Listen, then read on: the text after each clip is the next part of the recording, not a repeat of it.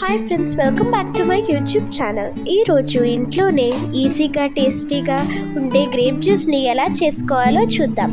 ముందుగా ద్రాక్ష పళ్ళను బాగా కడగాలి. ఇది చాలా ఇంపార్టెంట్, ఎందుకంటే వీటిపైన పెస్టిసైడ్లు పాడవకుండా వేస్తుంటారు. దీనికోసం 1 కప్పు ద్రాక్ష పళ్ళను మిక్సీ జార్లోకి తీసుకోండి. అలాగే 5 టేబుల్ స్పూన్ల షుగర్ని తీసుకోండి.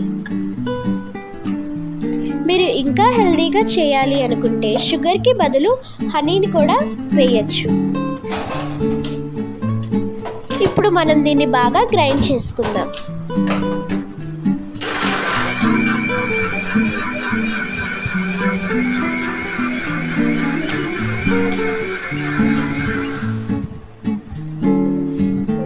ఇలా గ్రైండ్ చేయడం వల్ల అన్నీ బాగా గ్రైండ్ అవుతాయి.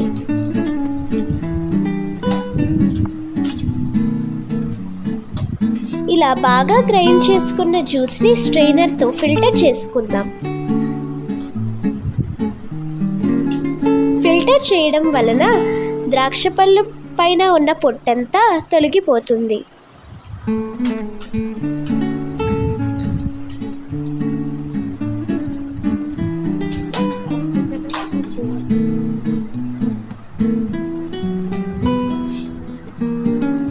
చివరిగా 1 కప్పు చల్లని నీళ్లను పోసుకోండి.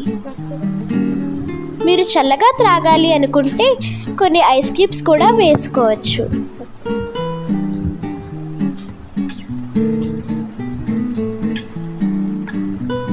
దీన్ని బాగా కలిపి గ్లాస్లోకి సర్వ్ చేసుకుందాం.